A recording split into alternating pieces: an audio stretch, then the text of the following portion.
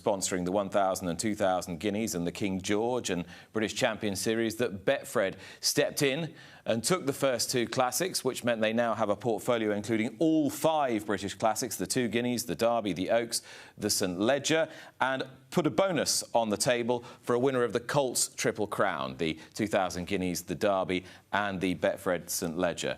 And with that in mind, I thought it right to start this programme by checking in with Betfred's founder, Fred Doan, who joins me from his home now in the Northwest. Fred, good morning. Good morning, Nick.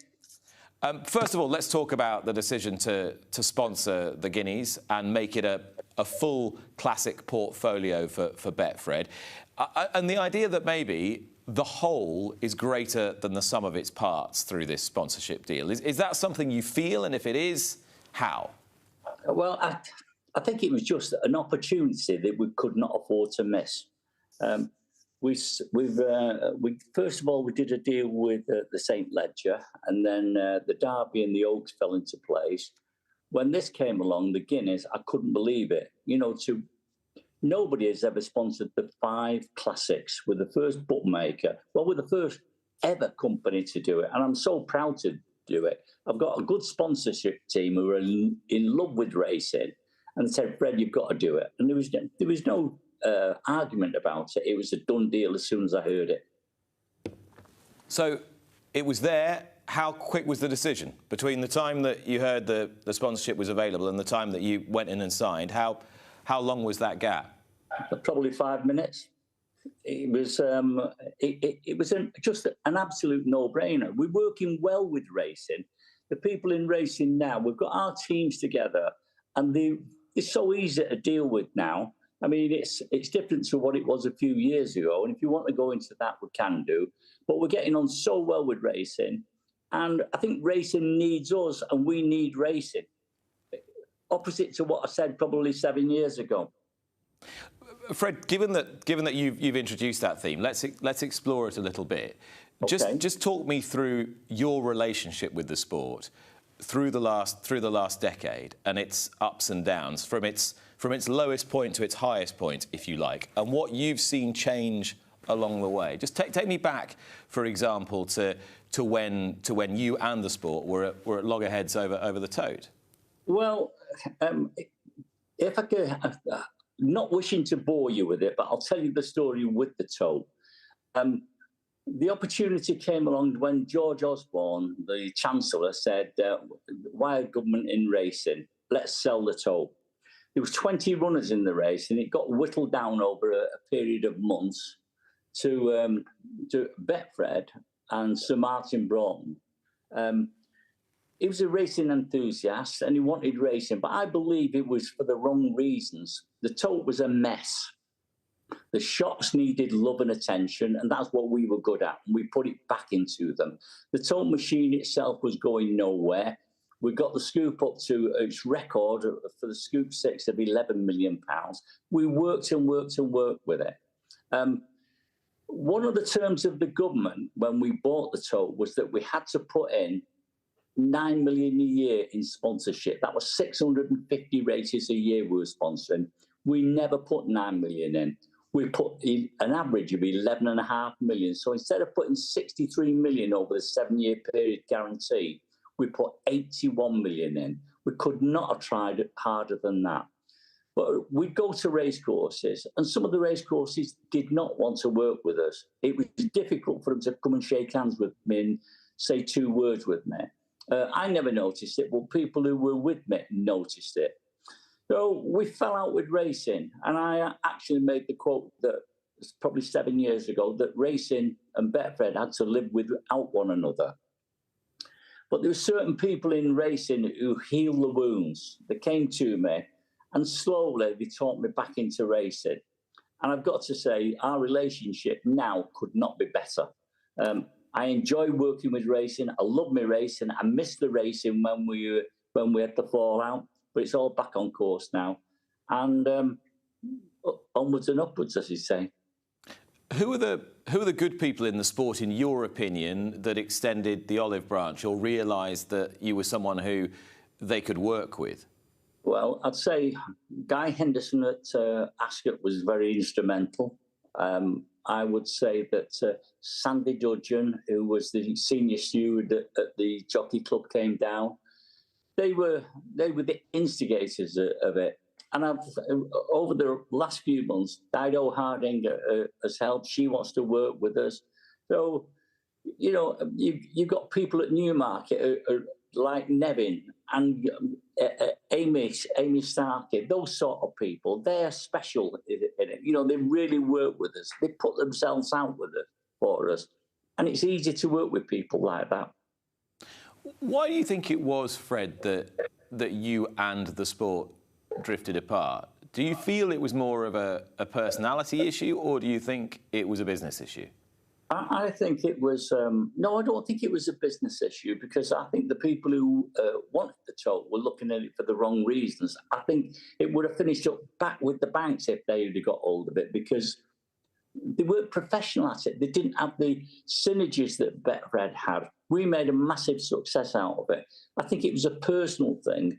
I think there was a bit of snobbery in racing in those days, which has now disappeared. Why are you selling the tote to a bookmaker? You know, it was that sort of an attitude. But I think things have changed. And do you think people are more accepting of the idea that you have a bookmaker sponsoring all 5 classics than they would have been, say, 10 years ago? 100%. 100%. I cannot imagine, maybe a bit longer than that, but I cannot imagine that racing wanted a bookmaker in those days. And do you think this is born of expediency as much as anything else, insofar as there is not a queue of sponsors lining up to take these big races? Well, I do think that, but I still have faith in the sport. I mean, what the sport has got to be careful of is that it needs to work with people like Betfred. You know, the snobbery's gone out of it now. Reality's setting. I mean, I'm not the cleverest guy in the world, and I don't know how to sort all racing's problems out. But we want to work with racing, and we want to see a successful sport there, and we're up for it.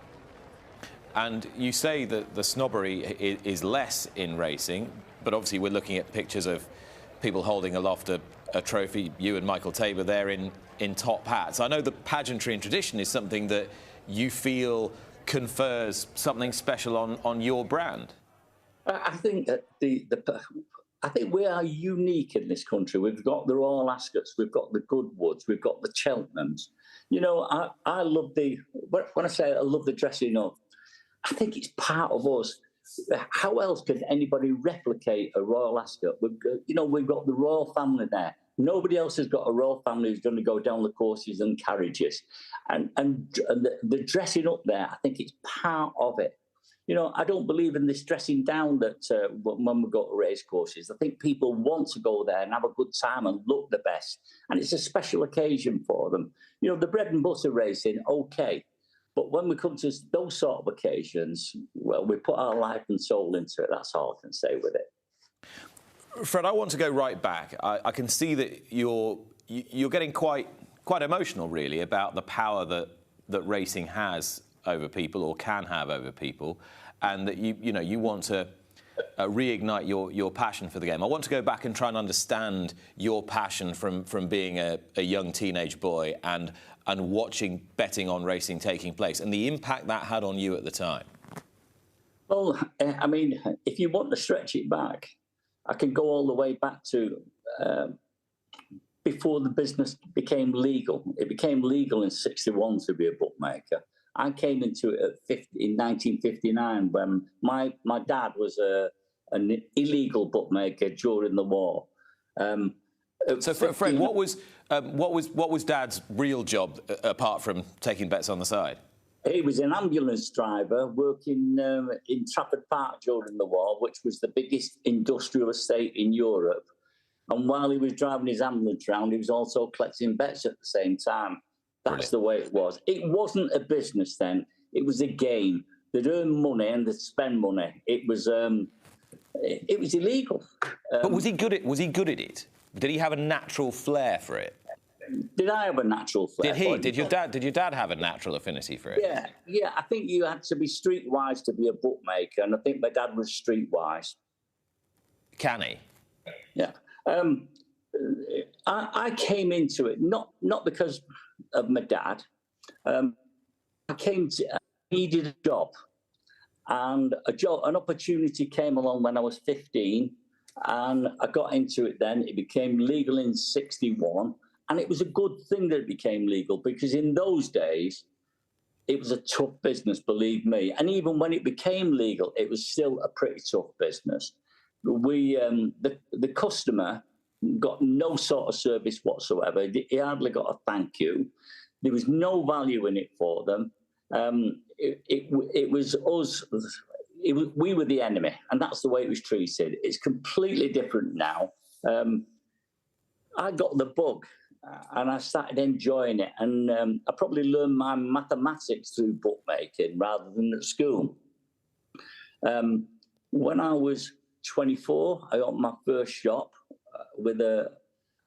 which cost me £4,000 with a £2,000 mortgage off the guy who sold me the shop. And it was never to build an empire. It was to feed a family. I just wanted to be good at making a living for my wife and my kids, and that's the way it started. And if I said to you, we opened the first bank account with £75, and my wife became a cleaner, and she became my first cashier. Reason? Because we couldn't afford a cashier, and we couldn't afford a cleaner. And I've loved every second of it, and I'm still in love with the business. It's my business, this. The family are in quite a number of businesses now, and very successful businesses, but this is still my first love.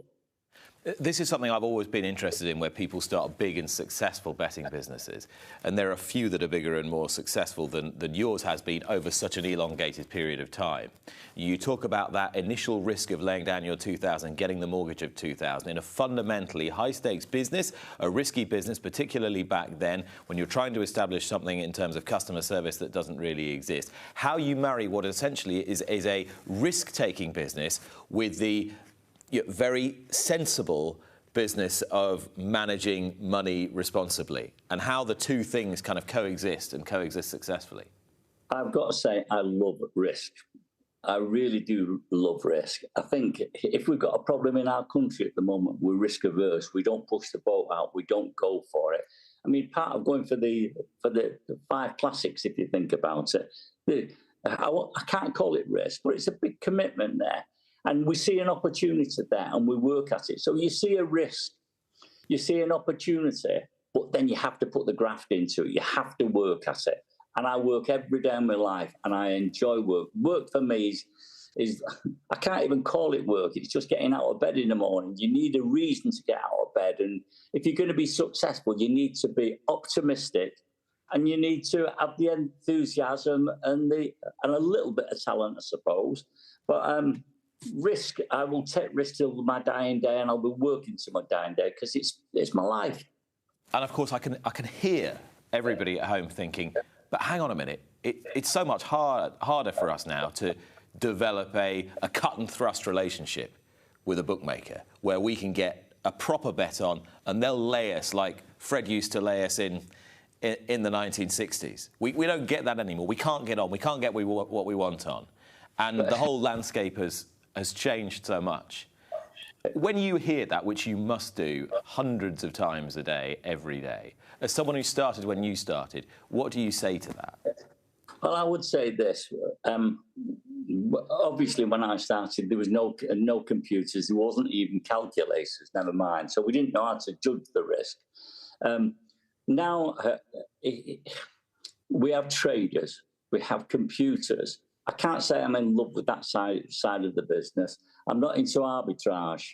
I like to lay a bet. And believe me, probably we lay the best bet in the business, or the biggest bets in the business.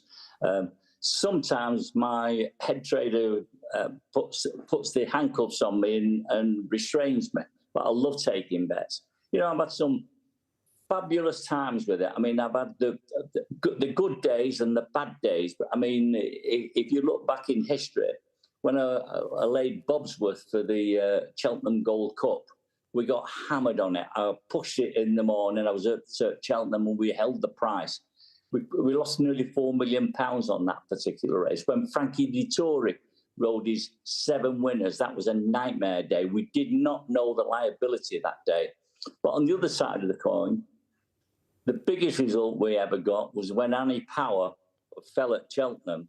I'd gone 20-1, Willie Mullins' 4 horses. 3 of them had won. Annie Power was 5-1 on and fell at the last. I turned me back on the television. I thought, put it in, it's won. Turned me back, and then the office went up with a gasp, and it saved £16 million. That's what we were in for that day. That had been a complete and utter disaster. But, you know, coming back to risk, I love risk. And without risk, where's the fun? And how does horse racing, from your standpoint, grab its share of the betting pound, which is diminishing quite fast? Well, I think they need to, first of all, I think betting, they need to give value on racecourses. They need to do entertainment. Racecourses should not become just a big pub with selling hamburgers. They've got to be the occasion there with it. They've got to work with sponsors like Betfred and work together. We've got some sort of a chance. If anything, that I would say, this won't come across popular on your programme, but I do believe that we've got too many racecourses. And when you're talking about the amount of money from media rights and levy, there's not enough to go around is it 59, 60 racecourses? I think there should be some sort of a call there. As I say, it's not going to be popular, those sort of words, but that's reality. I think you have to get real with it. But just keep giving value and looking after people and promoting the sport. That's what we've got to keep doing. So if there were fewer racecourses, do you believe that the fewer that existed could therefore be more profitable? Yes, I do. I think there's some sort of chance on that. But I mean, I'm not the cleverest guy in the world, and I can't set the sort of racing ills out. But for me, there needs to be some sort of rationalisation there. There's just too many racecourses, yes. But how about, more specifically, how about the promotion of racing as a betting product? Why are we losing punters to other pursuits? Well, you know, as bookmakers, I would say this. We do have a problem.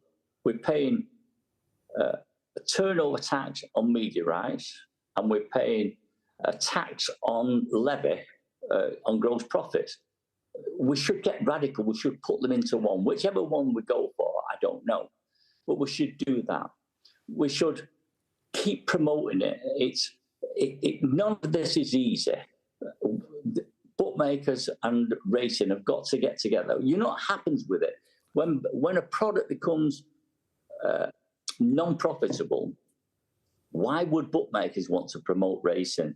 I mean, we're probably, what we've just done with the sponsorship of the 5 classics, we are putting our money where our mouth is. We're trying to promote the sport. But if you kill the golden goose, why should the golden goose ever produce more eggs for you? That's the way I'm looking at it. We have to work together. And to what extent, Fred, and I have no doubt your passion for the sport, nor indeed this opportunity that's rooted in a deep love of the sport to sponsor all 5 classics, but to what extent do you as a businessman and founder of a firm like Betfred use that as leverage when it comes to negotiating with the sport in terms of the contract between you and it? You say, well, hang on a minute, I'm sponsoring these 5 classics. This is what I give in sponsorship. That's got to be part of the package. That's got to be part of the contract when it comes to this levy deal that collapsed earlier in the year being renegotiated under the auspices of the new government. Well, racing is getting more and more difficult. One of the things that we have noticed over the last few years is because of regulation, what has happened to the bigger customer. They've gone. We have lost them. They've gone offshore. Our average stake used to be close to £12 a bet. Now it's £9.50 a bet. We've lost the bigger punters, and they're not coming back. The game is not going to get any easier, and unless we do promotion, and you need to work at it, it's going to get more and more difficult. It's going offshore, believe me. Okay. You know, I mean, Nick, you've heard it so many times. Why would you want to show your pay slip or your bank statement? I mean, I think that boat has sailed already, and it's not coming back. You know the current prevailing societal attitude towards gambling, and we're probably in a much more puritanical period than we were a decade, 2 decades, 3 decades ago. Yeah. And you're also aware of legislation going to be much tighter on casino gaming, online casinos, that side of the business. Does it therefore not behove you and companies like yours to put more into the promotion of sports betting now? Well, let me tell you this: we have a gambling problem in this country, and the gambling problem is 0.3%. 0.3. So there's 99% of customers are playing responsibly. That 0.3, it goes right across the piece, from casinos to betting shops to lottery to scratch cards, etc. You will always have some sort of a problem. There's no way you're going to cure it and it's going to be nil. I believe that if you go to other countries, and I travel to the Far East, I go to places like Thailand and China, and I see gambling going on there. It is rife. It's illegal, but it's rife. And the problem is much bigger in those countries. Here, we do a contribution to all the gambling charities, but controlled by the Gambling Commission. I believe that we've got it just about right in this country. We look after customers. The last thing that we want is problem gamblers. Problem gamblers are bad for business. We do not want them. I don't want to see broken families, but I have a clear conscience. I don't have a problem with gambling. I believe that we do our best for it. We give the customer the best value, and we look after them. How do you think the attitude towards gambling in this country is likely to shift over the next few years? And to what extent do you think that the next government, presuming that it is a Labour government, is going to tackle the subject of gambling? Well, if you look through, surprisingly, if you look through history, Tory governments have been, I can't think of the word that I want to use with it, but they've been more severe on gambling with taxation and regulation than a Labour government has ever been. Betting shops, for me, is a working class environment where the social side is a big part of it. You'll get because you've been in betting shops all your life, I guess. You've seen punters there. The camaraderie that you get in the shops is good.